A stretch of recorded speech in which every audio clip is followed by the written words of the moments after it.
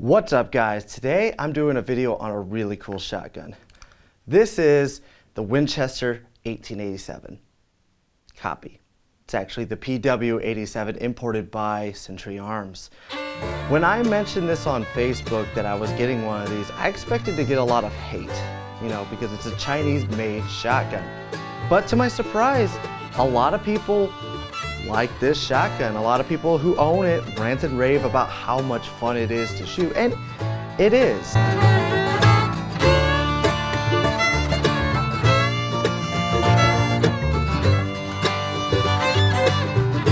I also had a chunk of the buttstock crack and come off the gun. I don't know when that happened. It just at one point I just picked it up. I'm like, oh, there's a chunk missing.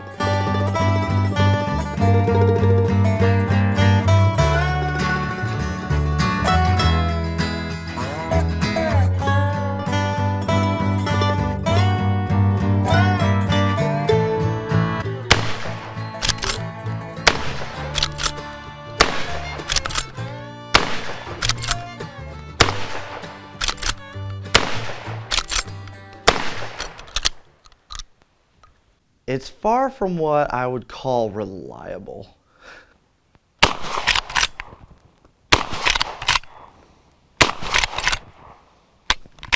Yeah, that one didn't come out. And it just hit me in the face!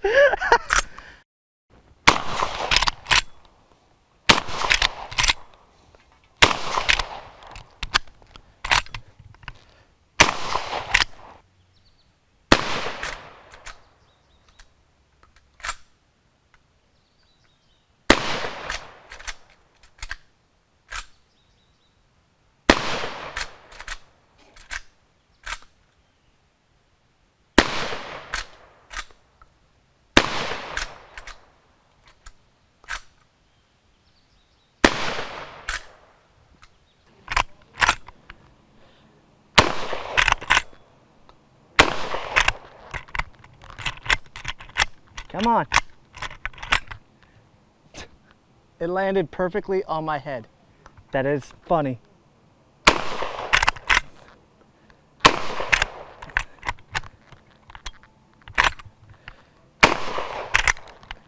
This one came with some extra accessories, like the leather butt plate and the leather strap on the lever. Trust me, that is a very necessary part on this gun.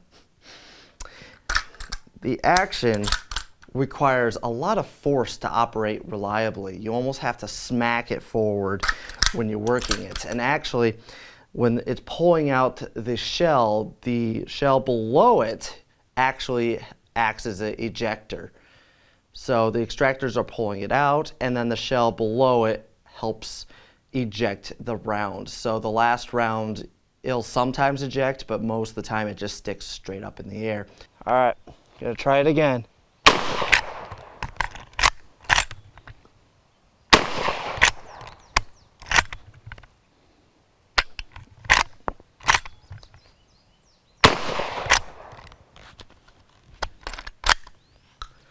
It does not like these. Yeah, they're just a little bit too long when they expand.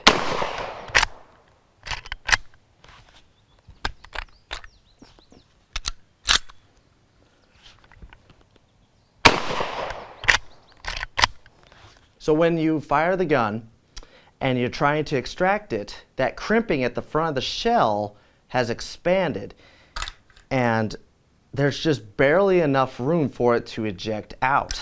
So you have to slam it out for it to come out. And I noticed brands like Remington, it doesn't matter how hard you cycle it, it still will not eject those.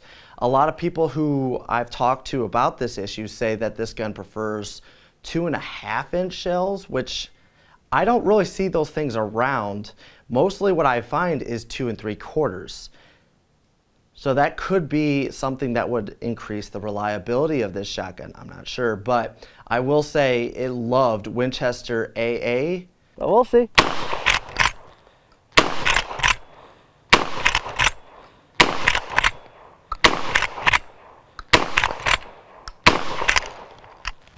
Also, I shot this thing so much that I actually got this barrel band hot, and it would keep popping off as I shot it, so I'd have to tap it back on.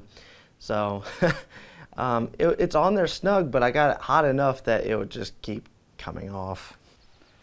All right, gonna shoot this from the hip now.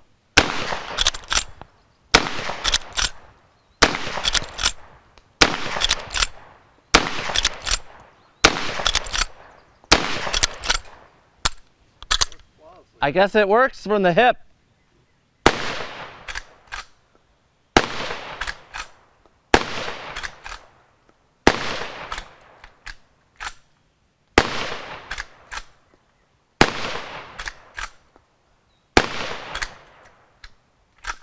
All right, so the first time I took this thing to the range, I had some issues with it, some failures to extract. I thought it was maybe because there's a texture on the outside of the casing that I was using, or the shell that I was using. And it wasn't hard to tap it out, but there would be times when it would not extract. But that issue went away. I've never had it since. I don't know if it was a fluke. It happened about 3 or 4 times with, what was it, Federal? Yeah, Federal 8-shot.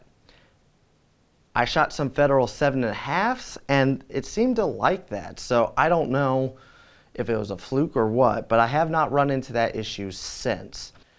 All right, so I have learned a little bit of a trick. So you have to let the bolt go back about this far, because if you go any further, that lifter comes up and you're not going to have any access to that mag tube. So you kind of let it fall down like this. Then you take your shell and you go in at an angle like this, and you go in and in. And then it's not that bad. Other than your finger makes contact with everything in there that's a little bit sharp and uncomfortable.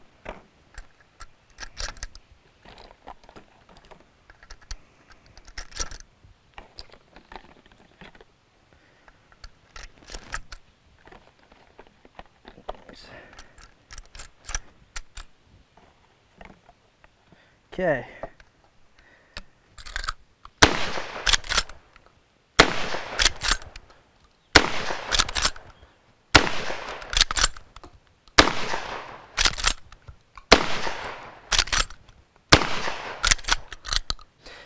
Interesting thing about the shotgun is you can actually hold 5 rounds in the tube, put 1 shell on the lifter, and then put 1 in the chamber for 7 rounds, which I think is very interesting. But I wouldn't carry this around loaded because there's no safeties on this shotgun.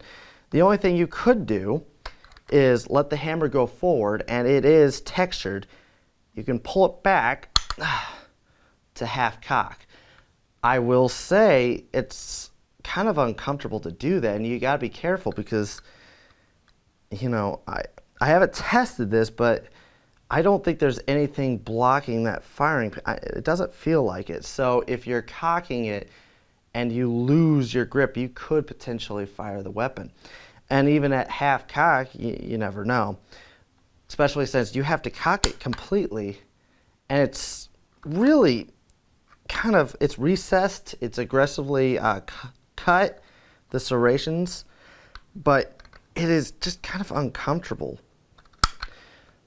I think it'd be way easier just to have 6 rounds and then rack a round into it if you're bird hunting. This is the last shotgun I would ever recommend for hunting or home protection.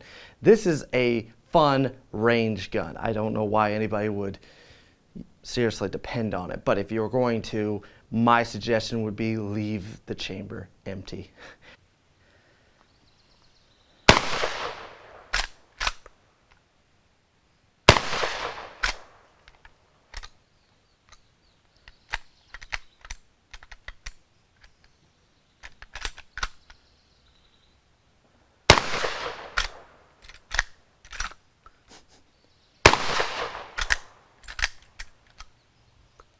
So to sum up this shotgun, this thing is a giant learning curve. Yes, you can make this thing run, but there is a lot that goes into it.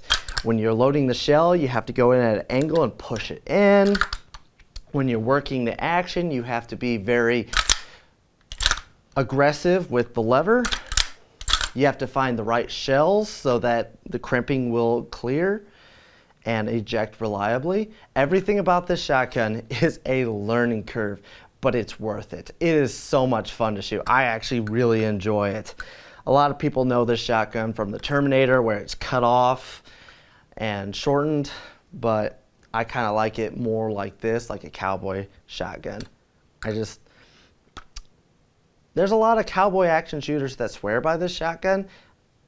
I'm not gonna swear by this shotgun. It's a cool shotgun that I love the silhouette. I love the way it looks, and it's a lot of fun to see that big ass shotgun shell being ejected out the top, as long as it's not being ejected into your face, that is.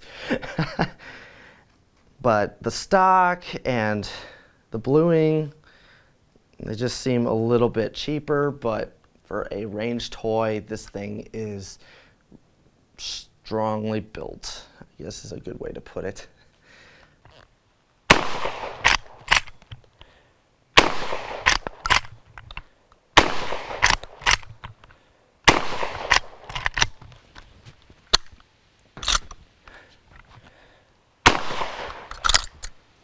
Yeah, it does not like the Remington very well.